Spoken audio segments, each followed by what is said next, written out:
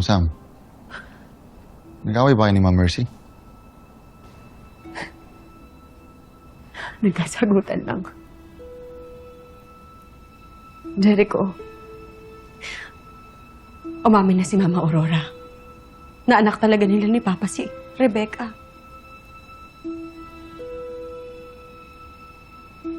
So, totoo pa talaga yung hinala ko.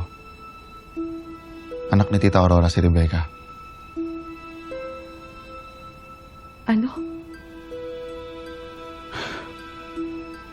Sam, dati ko pa alam na hindi kami magkapatid ni Rebecca. Nung nagpa-DNA test kami, lumabas na related kami ni Rebecca. Related, hindi magkapatid. Ibig sabihin, magkaiba kami na magulang.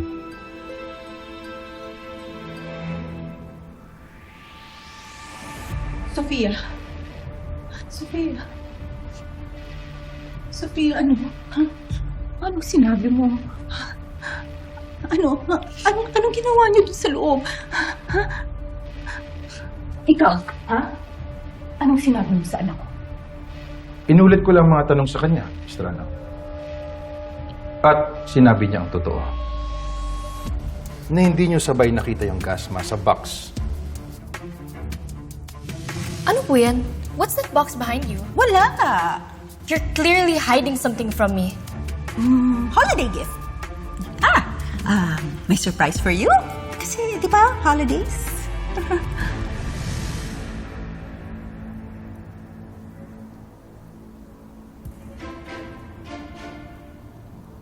At hinilit mo siyang pumayag magsinungaling. Para kumbinsin kami na set up ka lang talaga. Sige, Mr. Ano. Pagbibigyan kita. Nag-uusap tayo ulit. Pero gusto ko magsabi ka ng totoo. Kahit duda ako kay Tita Aurora, hindi ko tinama yung DNA test result. Sa isip ko, pinoprotektahan ko lang si Rebecca. Pero mali eh. Parang si Tita Aurora pa yung naprotektahan ko. Kung inalam ko lang sana yung totoo, baka dati pa, lumabas na yung totoong anak nila ni Doc Early. Si Rebecca. Sam, sorry.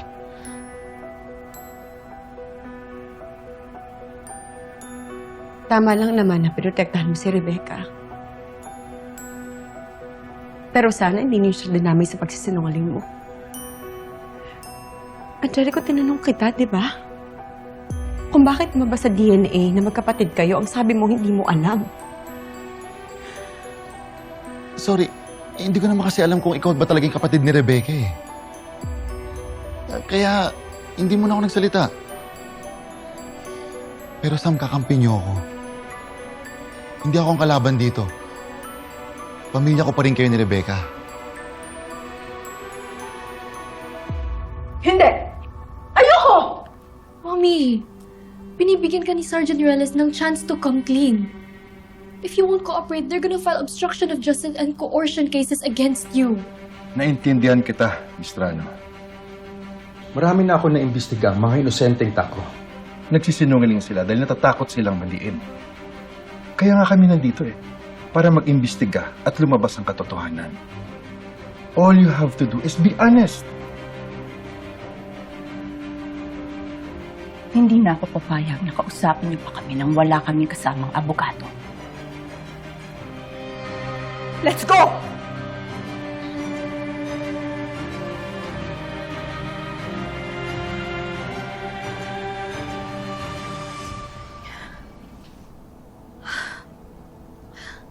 Ano nangyayari?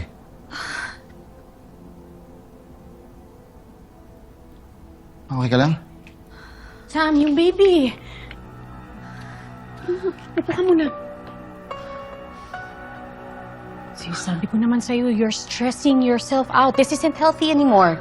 Halika, magpa-check up tayo kay Dr. Flores. Hindi ba late na? Hindi ba sinabi ko naman sa'yo, my OB is available for me anytime. Kaya halika na, I need to make sure that my baby, my inaanak is well and fine. Halika na, huwag ka na kumontra. Kakalat ka rin kita. Pagmamanayo ko na kayo. Hindi na, Jericho. Ako na bahala dito. Nandiyan naman si Bill. Siya na magdadrive para sa amin.